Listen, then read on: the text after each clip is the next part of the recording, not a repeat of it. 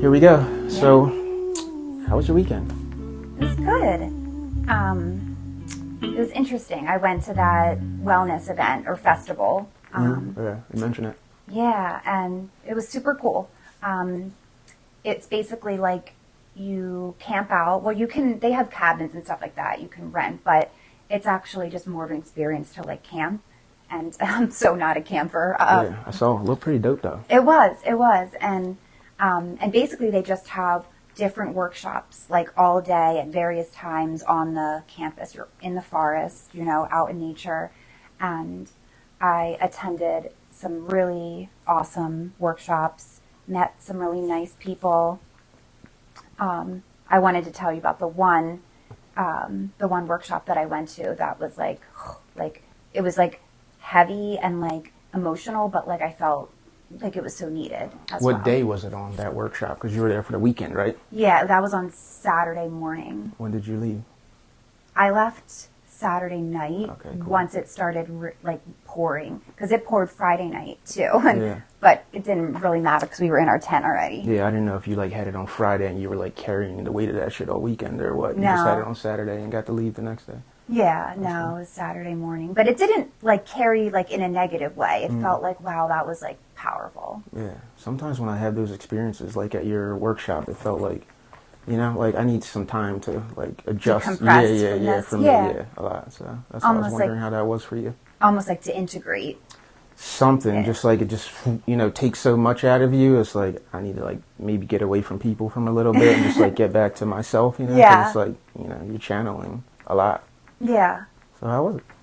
So basically this workshop was where you were basically connecting with strangers. So you're in a workshop, let's say there was like maybe 25 or 30 women. It was called Crowning Your Emergence, which really didn't tell you a whole lot about what the workshop was. But this woman was amazing, and she's very much into like the environmental like health of like the world. And that's like a big like focus and like passion for her. But she would sit us down and we'd be across from someone that we didn't know, and she'd say a sentence, and like, for example, something like, my biggest worry for this world right now is, and then you'd tell the stranger, you'd finish the sentence. Yeah. And different things like that. So, and you'd keep the person you were talking to would keep changing. So each sentence you would get a new stranger and have to do that. Then the second part was you'd walk around this space that the workshop was in. So it's out like in the middle of the forest. There was like some concrete and trees. And then when she would say stop, the person you were closest to, you would have to make eye contact with for like 30 seconds to a minute. So just a stranger, and just like whether you wanted to put your arms on them or like just like looking them in the eye. And How was that? it's just like, it was interesting. Like at first it's obviously a little bit uncomfortable, but she said like also if you look at people like in their third eye and not like directly in their eyes where it can be awkward, it can like really be more powerful experience. Yeah. So that was cool. It's a good suggestion. Yeah. And then, but the part that made me like cry and get emotional was she did this mandala, like this circle of honoring your pain is what it was called. And I'm curious to see like your thoughts on this, but there were 5 objects in the mandala. A rock that represented fear, like a heavy rock. An empty bowl, like a big bowl that represented like any feelings of emptiness that we're carrying. A pile of wet leaves that represented grief and loss. Damn. A big stick that represented anger. And then Shit sounds amazing already. a soft pillow that represented hope. And so basically at your will, you would stand up. We were all sitting in like this big circle at this point. And at your will, you would stand up and pick up whichever objects you felt called to pick up and why and what was going on with inside of you at that time. Like, what grief are you carrying? What loss like are you carrying? Like why you feel empty, what you're angry about. And I probably was like I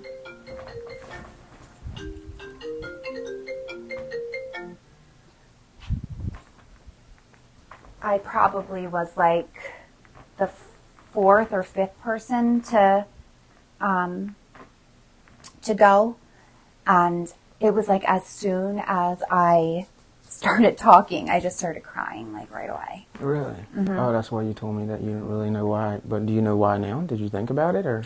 I just think I haven't said some of those things out loud in a while, or like, and it was just such an emotional like thing to do. You know what I mean? And everybody's listening to you, and you're like the only one standing. And I think like when I said about the anger the anger was the first one I said, and it was something like, I want to be angry. Like, I want to be angry, and like, I'm angry that I can't be angry. I'm angry that I don't have access to anger as easily as other people, because there are things I should be angry about, and I wish I could be, and I'm mad that I can't be angry. And then it like went into like my, different things with childhood and people pleasing, but it felt like a good like release, and I feel like it gave me some just different things to think about since I've come home. But I was like so curious. I was interested to tell you, and I was like just wondering like what you would have thought, or what maybe you would have done if you were there, and like I'm going with hope. Thoughts.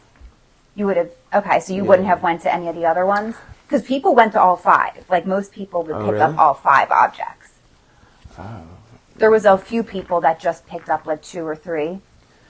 Yeah, I'm probably going to hope, especially now, like my life's good, everything's going good. I don't really have any problems, I've been doing so much. Not so much, but, working on myself, trying to work on myself, pretty consumed with that. New kid, like I don't really have anything to complain about. And, with the work we talk about trying to be present so much, I don't, even if I had something to complain about, I wouldn't, I just don't want to, because I'm just like too focused on now. Like literally, like today, even when the days are hard, I'm just like, I don't think about tomorrow. I'm just trying to win the day, literally. Yeah. It's like all I'm focused on. So I was like, hope is pretty much it. For me, at least, right now. That's probably the way I'd go. Yeah. And I mean, I think that, I guess if you're going to something like that, like it's not like you would be looking for some kind of like healing. You know what I mean? So like those things I've talked about before too, but I guess for whatever reason they wanted to come out again. Yeah. Did you want to revisit it now, or not? You're not interested? I just thought it was like interesting that the anger was the first thing that came out for me. Yeah. Because like, as like a fawning, people pleasing, like you're so programmed to like, I guess like not be angry. Yeah. And like, I just found that to be interesting for myself, that it was like, I'm angry that I can't be angry. Like, I think I would do so, like, I think I could like get through things a lot easier if I could just be like pissed off at people. Yeah, or like express that.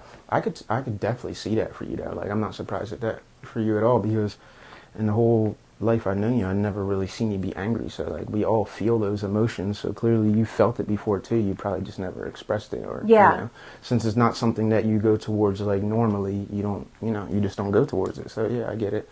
Probably got some of it built up in you. Whereas to me, I've been angry. I can reach into that bag. Like, I could go there right now if I need to. Like when you were before, like you did like your inner work and stuff, when you would just be like mad or angry or whatever. Like, would that be like an ongoing thing? Like, so you wake up that way and it was just almost like a steady, like, pissed offness, or like... No. I think I can just... No, I wasn't mad all day. I think I can just, like, It'd go be there circumstantial. easy. Yeah, absolutely. Okay. And I can just go there easy, probably because I'm already, like...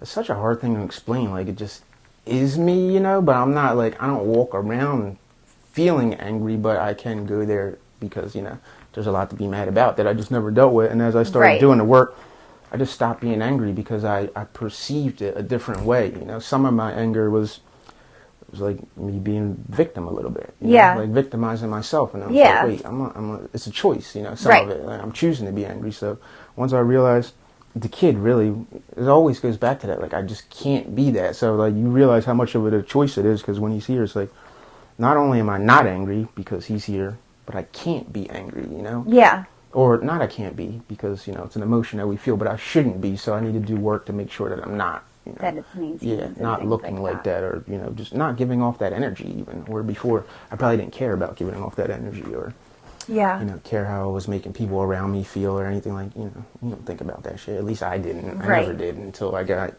you know, even didn't. now, sometimes I think about, you know, how you make people, you know, feel uncomfortable. Yeah. You know, or just even the way you look, where some people might be like, nah, I don't give a shit, you know, I'm gonna be me, but it's like, what if being you is just making people feel uncomfortable? You know what I mean? Like, Yeah. you might want to tweak that a bit. Yes. At least. Yeah, So. I totally agree. Yeah. Um, So yeah, I'm not always angry, basically. yeah. Is the point. No, I That's know where- now, but like back then, I was just wondering, like, how people that have much easier access to that emotion, like, what's it like? Yeah. You know, like, It sucks. yeah. Yeah, it sucks. I feel like, I don't know, obviously it's a spectrum, so it'd be nice for like you to be your way and me, and like meet in the middle of that, you know, so Yeah. we can channel that. But the way you go about it looks much better to me. That looks like, oh man, I wish I had that, where she just like, you know, relaxed and not so quick to be angry. Because like, you know, it takes a lot of energy to be angry, you know, so you don't want to like, it's hard. But really, though, like the people pleasing and the fawning, if you see on my chart there, my temperature check, see Yeah. the traffic light, Uh-huh. fawning's red.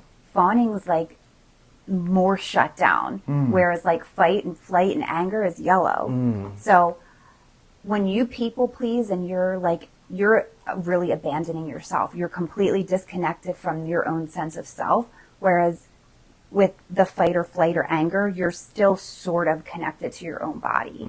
You're just more dysregulated.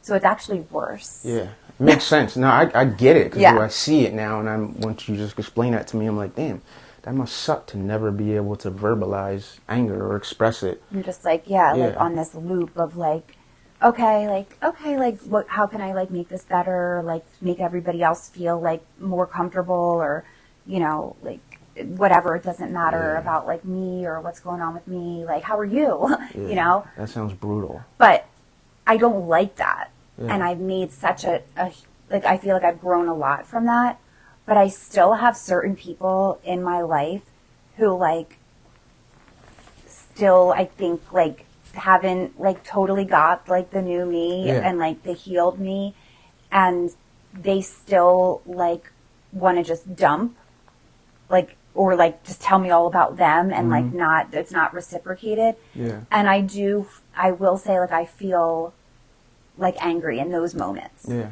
Like I want to just hang up the phone, Yeah. like, and not say a word.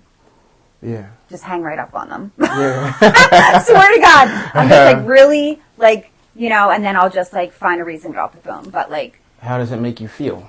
What is it about that interaction that makes you want to go there? because I Feel just, like it's not, disrespected? yeah, I think it's disrespectful. I don't have time for it. I don't need to know all the ups and downs and goods and bads of yours if you're not asking mine. Yeah. Like, it's like I only participate in equal, Yeah, reciprocal. reciprocal Yeah, relationships. that's fine. Yeah. Yeah, I believe that too, that all relationships should be, you know, have some level of Yeah. reciprocal, Yep. you know. Whatever that word is. Yeah, what is it? Reciprocity? Yeah. Yeah, okay. I just like kind of skipped over reciprocal, but yeah.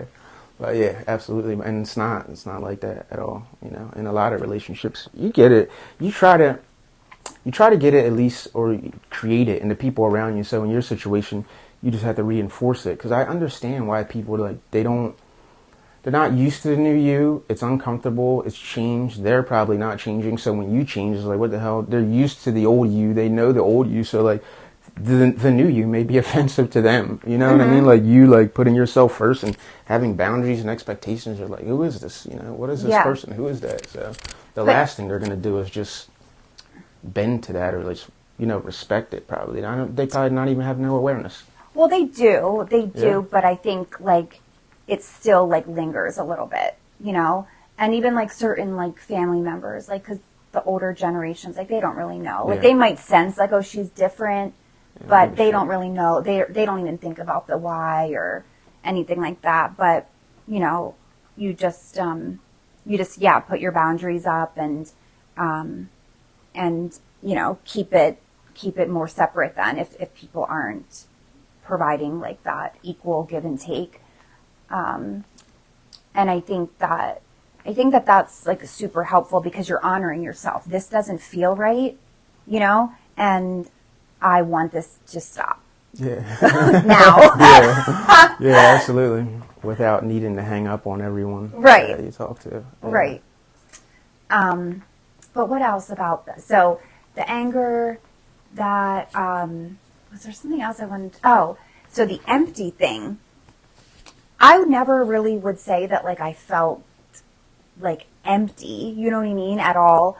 But I'm reading this book called it's like understanding the psychology behind emotionally immature parents.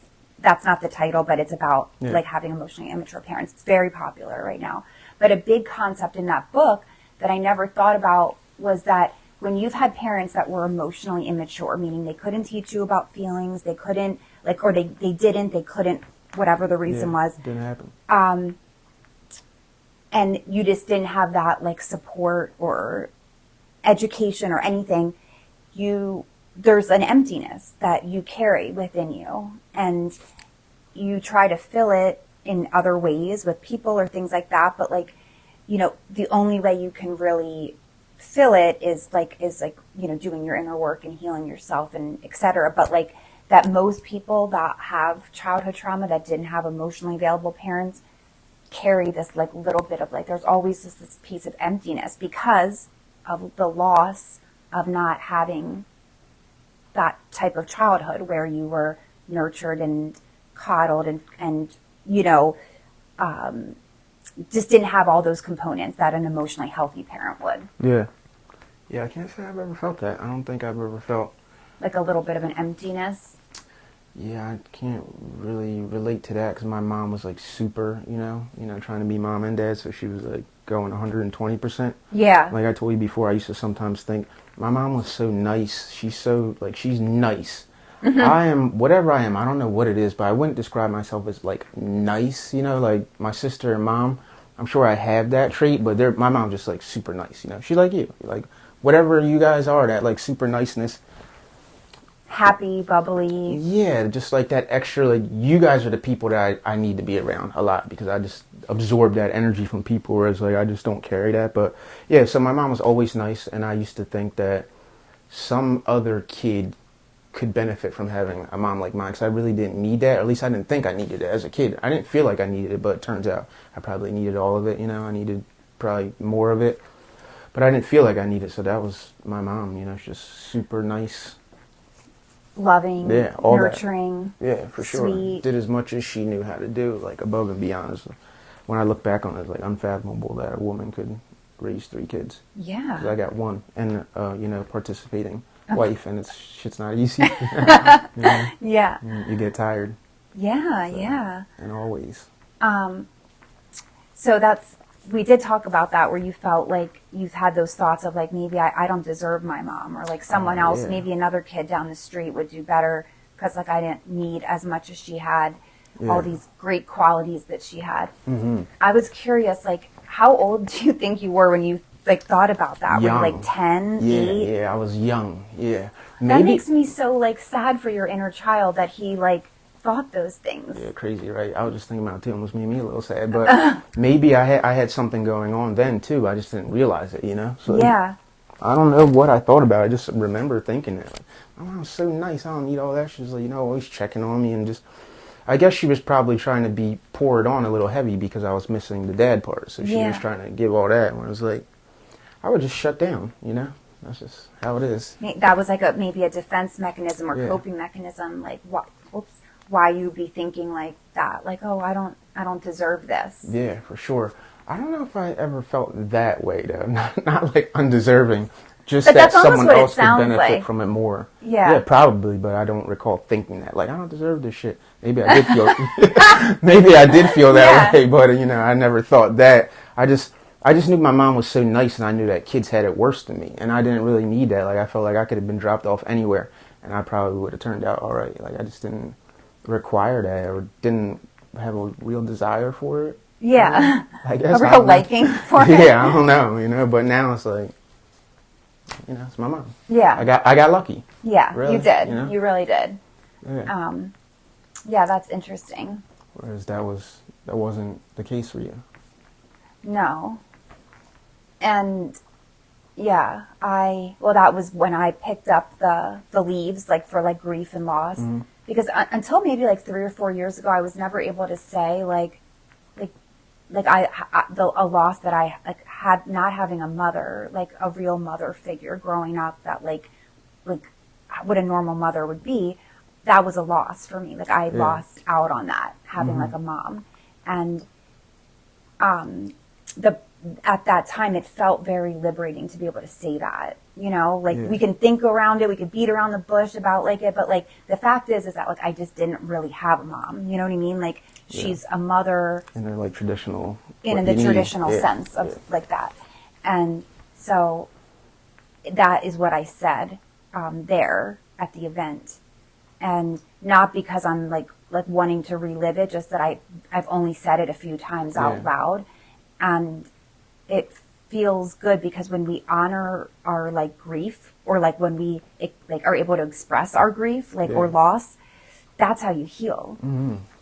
Yeah, for sure. So it's like the more like when I'm saying it, it's not like to cry or for people to feel bad or anything. It's like when I have this space to be able to speak those things, I think I'm adding to my healing. Yeah, working toward beginning it. Yeah, absolutely. The best I ever felt was when I was able to admit to myself that the dad thing hurt me, that I was hurt by it. Yeah.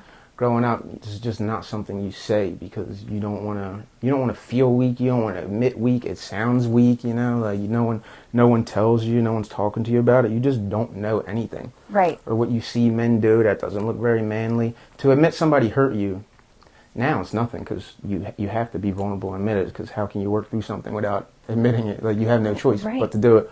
But at a young age, you're not going to admit anybody hurt you. You're not going to admit somebody hurt you on like the dodgeball field. Yeah. So yeah, to admit that really probably prompted and began, the process for me, just being able to admit it. Like, all right, yeah, you're hurt by it. You didn't have a dad. Hurt. You should be. Yeah. And that's okay. Yeah. And that's normal to feel that way, and you deserve, you can, and you have the ability to. Yeah. It was a long time now. I was like late 20s, maybe close to 30. I could have even been 30 before I actually said that. Said that out loud? Yeah, because I never just, you don't sit around thinking about what hurts you. Yeah. What hurts you. Yeah. Until you have to. Until, things start happening to your life where you have to visit these things in order to move forward. Mm-hmm. Yeah. And I think that's a really good point. Like, it's not just acknowledging my dad wasn't around. Because a lot of people can say that, like, my dad wasn't around. But acknowledging that him not being around hurt me. Yeah. That hurt me part is where, like, the healing is going to come, it probably came from. Because you could say all day, oh, my dad wasn't around. Yeah, no. Like, you're just very intellectually just having a conversation, like, a fact. Fact of the matter is this. Yeah. But, like, to put an emotion attached to that and allowing yourself even a little bit to feel is, like, the healing. Yeah. And not only feel it, it was the feeling part too, letting it go and being honest with yourself. Yeah. Like you feel like you're getting a weight off of yourself because I don't know if you would call it lying to yourself, but by not acknowledging it, maybe you're lying to yourself or pretending or something. So not only did you just, come to something, a realization, but you also just stop lying to yourself in that moment. So all that just like, even though it sounds terrible to say, oh, my dad hurt me, it feels, like you said, freeing. Yeah. To have that. Yeah. And why do you think that it took you so long to be able to say that out loud? There's no right. I mean, I'm just curious. You said there's no right answer. I was thinking about moments where I thought about it. I don't know. I just was not thinking about it. As you go through life, you just don't sit around and think about it because you don't realize that has impacted you in a way or slowed you down from growing or anything like that until you get a point where you're like, all right, I'm trying to grow. I want to grow. but something is holding me back. I don't quite know what that something is, and then you start thinking, you know, and analyzing. Yeah. You know, you just got to go back to figure it out. Like, what is stifling my growth? Something, and it's this thing, you know. Yeah. Yeah. So you think it was mainly that you didn't have, it didn't come up to give yourself the space to think that thought. It wasn't like you pushed it off or you'd be like avoiding it. It was just like I didn't actually even think about the connection there. Yeah. I didn't know how much it impacted me. I had no clue. I just knew it was, you know, it was just something that happened to me. Yeah. You know, like if something happened to you and they say like, it is what it is. That's like a dismissive way of talking about something. It is what it is. Like, yes. no, you know, Hate that. Yeah, it's like the most dismissive shit ever. And that's what you think because that's what everyone tells you. That's like how you're supposed to move through things. It is what it is. Like, no. The shit happened to you and it hurt you and you need to deal with that. Yeah.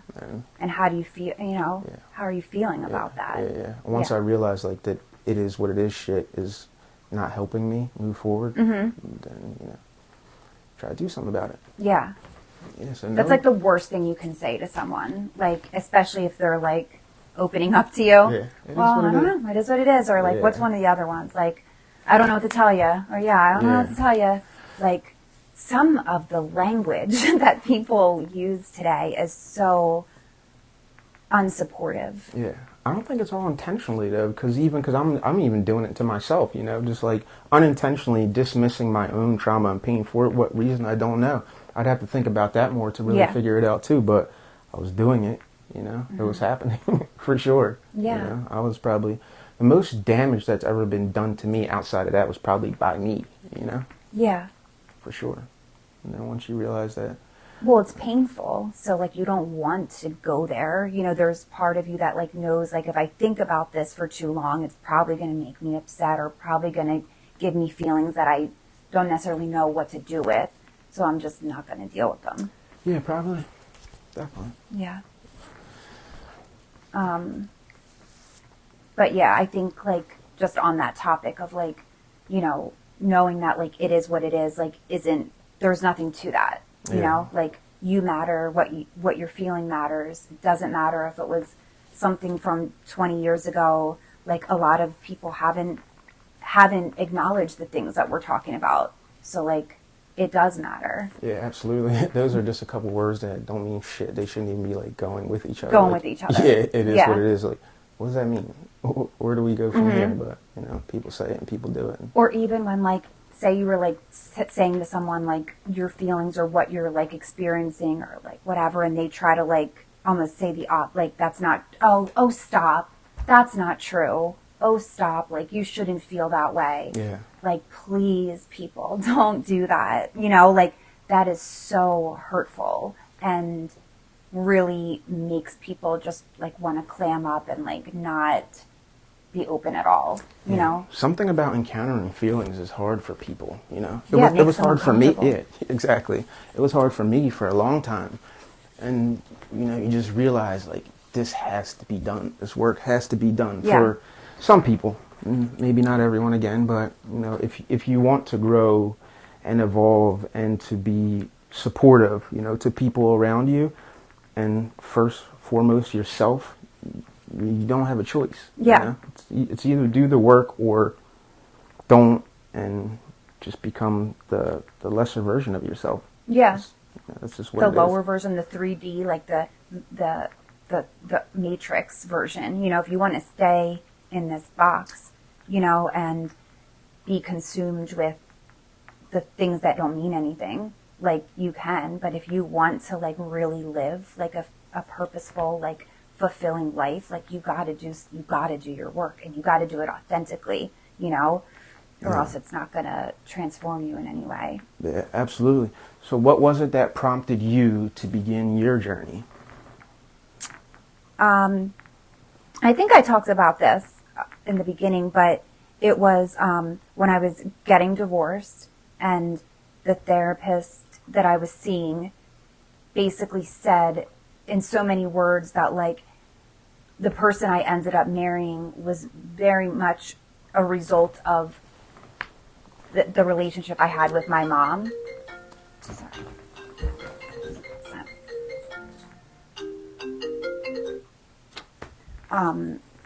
was very much related to the relationship I had with my mom, which was like being role reversal, you know, me being the parent, her being the kid. And so I ended up in that situation, had to get divorced. And she basically said to me, if you want to have any kind of like normal life outside of this, you know, you have to cut like the way that you've had this codependent relationship with your mom. You have to sever it. You know what I mean? I was doing everything for my mom. I was like her personal assistant, you know, financial assistant, like personal nurse, like everything you could imagine. Yeah. And she's like, you got to cut the cord with your mom because you're just repeating patterns. So that really was like the first step into it. And I did. I listened. I washed my hands of everything I was doing, and I just started working on me. At what point did you decide that you were so into it that you wanted to go to school for it and become a, you know, trauma-informed coach and like practice? It was probably like 2 or 3 years later, because okay. I noticed that the talk therapy, like, although it helped in certain respects, it wasn't getting me to like where I needed. Like I still felt dysregulated. I still felt anxious. I still just had things like my window of tolerance with my regulation was like off. And so I think it was like a couple years after that I decided, like the talk therapy wasn't really working anymore and I needed more. And I looked around for like inner child work or, you know, I forget at the time what terms I was searching, but there was like barely any. Like I started working with someone out in like Colorado, virtually. But when I realized that I needed it and there was barely any resources and I wanted to learn for myself, like how to get into my body to heal my, like from the inside out, like yeah. I wanted to like learn it for myself, but then also having the thought of like helping other people because no one like knows about this and like, or it's not mainstream at this point, like where people have easy access to understand how to heal in this way. Yeah, you definitely informed me tremendously. I have to say like 100% of my information comes from it because I don't know, it's crazy to say, but you just don't think about it. No. Most people just don't, I don't know, you just don't have the luxury maybe, the time to sit around and think about it while you're trying to navigate through life. So, you know, you just don't think about it. And I've had certain experiences, like, I feel like we all should heal, you know, to try to be our better selves, to work through situations. So I've had situations like I ran into someone that basically I placed my pain on other people that didn't deserve it. You know how you speak on that, like no one deserves to be treated this way or that way? Yeah. Whether that be relationships or even just encountering people. Like I encountered someone that lost her son. And immediately I go up to her and just melt down, you know. Start crying? Oh, yeah. And this is in the middle of a grocery store, you know. So this woman now is propping me up, you know, like carrying me. And I'm like... you know, it's like, I put that on someone, and that wasn't hers, you know? Right. She had already worked through this. This is something... So this is her son that passed away? Yeah, it's her son passed away, a friend of mine. And I didn't work through that because I didn't know how. I didn't have the tools. You know, people talk about grieving, but like we said earlier, like, what does that really mean? You know, it's like, time heals all, does it? Yeah. I don't know. It didn't for me at that moment, at least. Was this recent? Yeah, within, I think it was like 2 or 3 years ago, something like that. So yeah, and I just seen her and just melted down. And in that moment, after realizing, like sitting on it, I'm like, man, I appreciate what she did for me there, but that wasn't hers. You know, like I should have been doing work on myself to be able to, you know, like we can all grieve together and prop each other up and shit like that. But in that moment, I put something on her that, you know, I probably shouldn't have, you know. But that was really good that you recognized that. Yeah. You know what I mean? Like, you got, after that, you had that release and whatever, like, man, like that, like, who knew what kind of day she was, like, for you to even think about your impact on her or like that was very self-aware, though, that you even had that. Yeah, so things like that, you know, when you have these encounters, it's like, shit, that didn't go the way it needed to go or should have gone for me or her. And there's got to be something that I need to do to work on myself to make sure something like that doesn't happen, you know? Yeah. To maybe be someone that can someone can lean on me, Yeah. you know, in a moment, rather than me just, clearly I was fragile. Fragile you at the know, time, that's yeah. it, and then just fell apart. So boom, fell apart. Put it all on her. Here, you carry this. Like, what? Yeah. Why? You know, and I imagine a lot of that happens to a lot of people because we're all just walking around carrying this pain and having no outlet for it and just ready to crumble at any moment. Yeah. So that's, you know, why I try to like lean into this work to make sure that I'm not in that state at any moment. Yeah. Wow. That's really like powerful, but like it's so true. Like if you're not having any outlet and then something happens, like you don't have any, it's like you're like giving up control of how that's going to come out, how those emotional responses are going to come out, period. Yeah. Yep. Yeah, it was pretty, that's one of the things that prompted me to let me know. It's like, all right, buddy, you got more work to do. Like, there's always signs. Like, in There's any always. relationship, it's a relationship that we're in with ourselves. And there's red flags, and, you know, even with ourselves. And if you that was a red flag. Yeah. Yeah, that was a red flag for me. It's like, Yeah. When that happened though, when you saw the mom, had you had any, like, how long, or you don't even have to say that, had you had any emotions towards the passing of her son yet? Like, yeah, plenty. Okay, Yeah, so yeah. that wasn't like the first time that you had. No. Okay. No, but So you again, had released and were grieving at the time and yeah. everything too. I don't know about grieving. I just did what everyone did, you know, cried and cried and cried. But I've never did a process, you know, like how we do the work and the steps, and you know, you revisit things that you get through and centering yourself and balance. None of that kind of stuff. Like, I wasn't doing any of that. You just, something happens to you, you cry a lot, and then you try to move on. But Yeah. you never really move on. It's always with you. Well, it doesn't have to always be with you.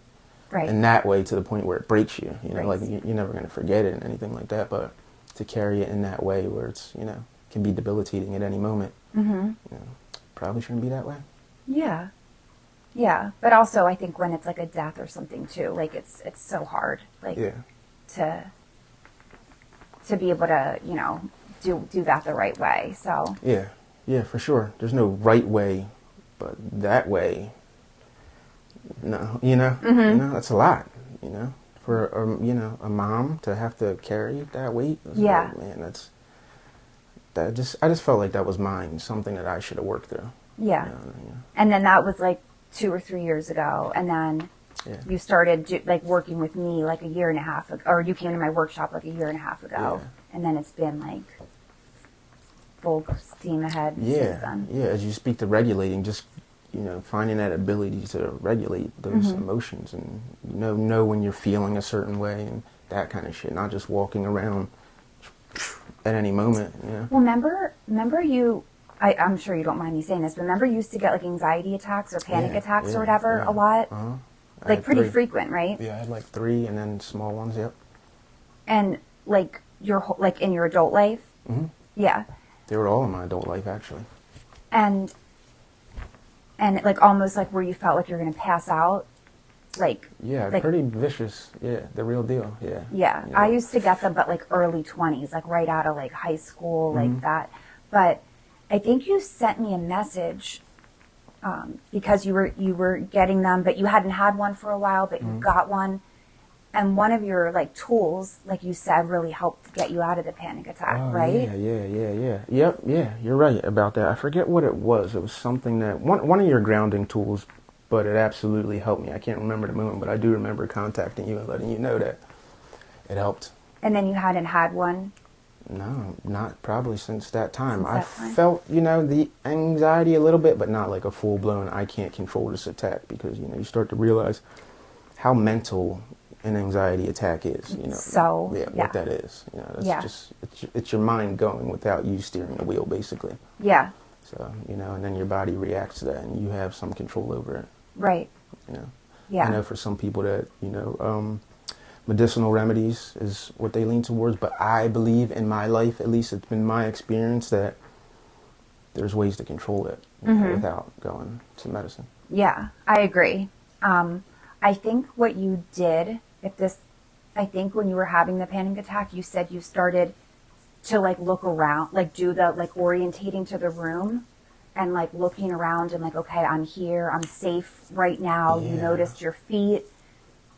and I think you were looking around and probably breathing, but it was something about like just the grounding, the looking, the breathing, and then it was like it kind of went away. Yeah, Like, it was something that you taught about, like being present and like yeah, recognizing that you're existing in this moment, you know, and like you're touching safe yourself, here. yeah, Yeah. and feeling yourself, and just controlling the thoughts and all that stuff. Yeah, it was that exactly. I can't remember because I've had so many of them, you know, Yeah. unfortunately, but I haven't had any in a while. That's so good. Yeah. I got them a lot, like in my early 20s, like when we were, or even in like high school, um, like junior year, senior year, when we were screwing around and being like doing that, you know, whatever. I got a lot of them, and like I would literally feel like I was like I was like I'm gonna die, Yeah. and I got to that's get it. out. I got to get out of here. And wherever I was, I remember I was like working at Henning's. I remember I'd be at like parties. Wherever I was, it was just like, you got to go. You got to get out of here, and you have like 10 seconds to get out. Yeah. And like I would just like have to run outside. I don't know what that feeling was, but it was like get outside, and then you can breathe. And then I would just get out, and then I would breathe, and then eventually it would go away. Yeah. But it was like the thought of like doom, like it's closing in, the world's closing in, you got to get out of here now. Yeah, that's interesting. It's crazy. People that have really had them, you know, everyone's like, I got anxiety, I have panic attacks. Like, we all pretty much describe it the same way. It's like mine felt like a heart attack, basically. Yeah. I even called an ambulance. I pulled over, called an ambulance. You did? Yeah, I thought I was dying. I thought I was having a heart attack. I thought it was. Did you I have thought it was actual over. chest pains? I had everything, all the physical, you know, like chest beating out of my heart, sweating. I thought I was out of here. I thought it was over. And I pulled over, called an ambulance. I tried to explain where I was. I didn't explain it well enough. They never came, and it passed. And then I went to the hospital anyway, and they put me on there. Like, you just got anxiety, bro. I'm like, me? I don't think so. I don't feel like I have anxiety. They're like, we did the EKG, you know, the heart thing. I believe it's called EKG. Right? Yeah. And your heart looks good. You look strong. I'm like, all right, I guess. Like, I'm mad at them now. You know, like, fuck out of here. I don't have what you're saying I have. I'm not that dude. And then I had a couple more, and it's like, okay, I am that dude, you know? Yeah, for sure. It was definitely me. Because I've had panic attacks over When was dumb that things. first one, that bad one? I actually remember that. I think it had something to do with work. Just the stress of work and trying to start a new business, thing like that. Yeah. Going off on the road on my own. I was probably scared. Yeah. Because I don't really like driving. You know, So was driving that across like the 10 country. Yeah, years ago? Yeah, literally 10 years ago. So I was 30 when I started. It was 2012. Yeah. Yeah, that's when I had my first panic attack. And Wow. like my life was going great. You know, everything was good. I was good. I was winning at the moment. And I still had one. And I had to work my way through it. And full circle to this moment now, everything that we've done and do has stopped me from having that. Wow. And this is without medicine. No, Yeah. I don't take any medicine. No. Yeah, I don't have any panic attacks. That's amazing. Yeah. But I still feel the feelings of that, you know. It just doesn't go to that extreme. Yeah, exactly. Yeah, exactly. We learned that it was like almost like a key that's stuck. Like, so this is going to be really hard to explain because like it was taught, like the way it was taught, but like we have sensation, which is like what we feel, images, what we see, behavior, which is like how we're acting, or like that our mood or our emotion is affect, and then forget what the movement is. It movement meaning. Okay, so like what the thoughts are telling you. Anyway, in a panic attack, one of those is stuck on, and you have to utilize some of those other tools, like thought, meaning, sensation, touching your body, whatever it might be, to like add some of the other elements in that we need in order to have like a complete like sensation, you know, across the board, from feeling whatnot. So, but yeah, it's that, it's just something getting stuck, but we have the tools like within our body. Everyone does to be able to work through it. You just have to be guided a little bit. Yeah, absolutely. Yeah, I believe that too. Sometimes hard when you tell people that, because I don't know how many people actually try. A lot of the words that we use and the things that we say, I just think it's easy to dismiss. You know, people dismiss a lot of the stuff. I'm sure a lot of the stuff you say, people dismiss it, but they don't actually do it. You know, if you actually do it, you shouldn't dismiss anything until you actually do it. If you try some of this stuff and it doesn't work for you, cool. But if you never tried it, you just can't say that it doesn't work. And I think a lot of people do. And when I tell people that, you know, I've got myself off an SSRI by doing certain things, yeah, well, it doesn't work for everyone. It's like, you're right. There's no one size fits all. I get it. And maybe you need that, but I'm just telling you that I'm a human like you. Yeah. And I did this thing and it worked for me. So maybe if you try it, it will work. Maybe it won't. Yeah. But, you know, there's options outside of just taking a pill from now until, you know, right. the end of eternity. And what do you think about like how like medical marijuana and how that's like legal for everyone, and a lot of people use it for their anxiety? Yeah, I think it's great. You know, whatever works for you.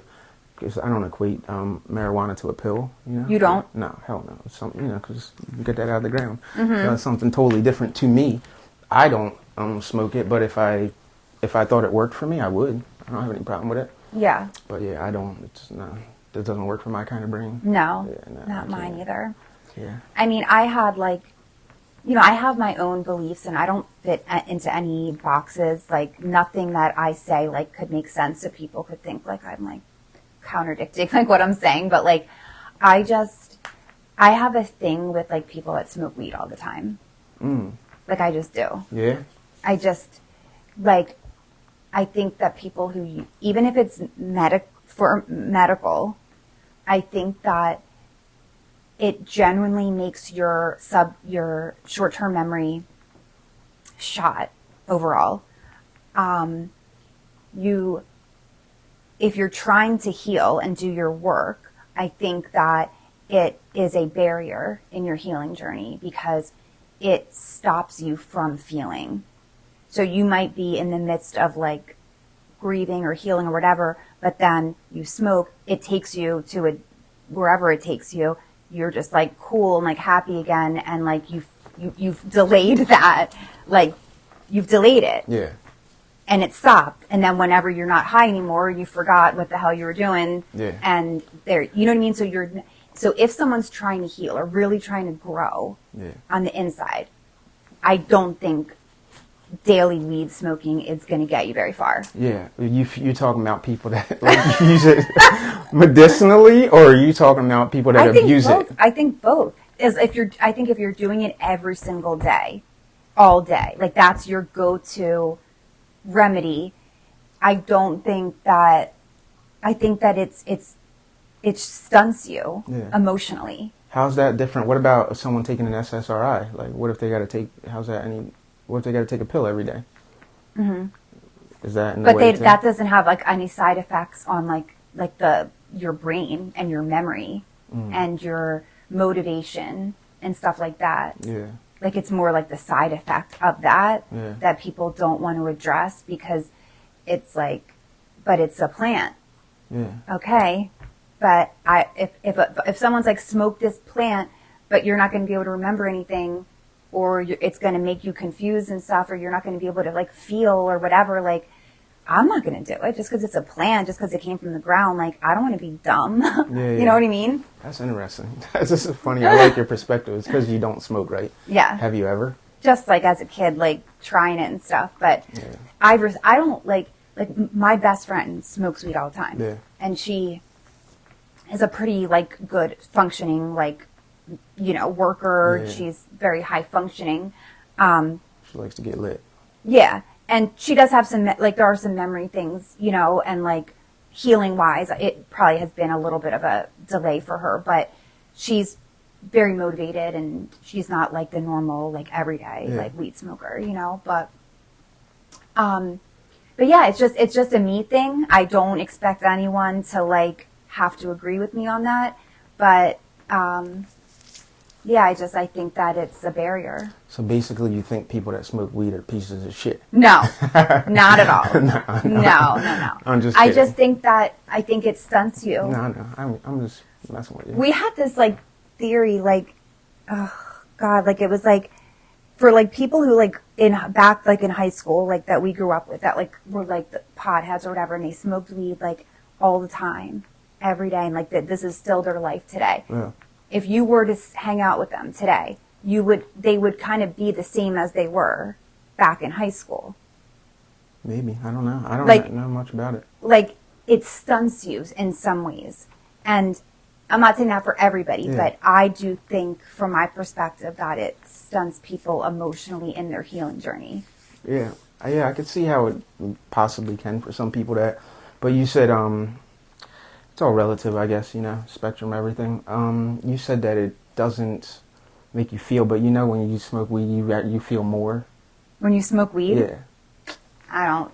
Yeah. You feel it maybe in different ways, but not like your, like, emotions of, like, sad, like, you know what I mean? Like, I don't think you can feel, like, more sad or, like, it's altering. Yeah, maybe. I don't know. It's different for me. I don't know. It's different for everyone and how it works for them. But for me, it's definitely more feeling. It has more feeling for me.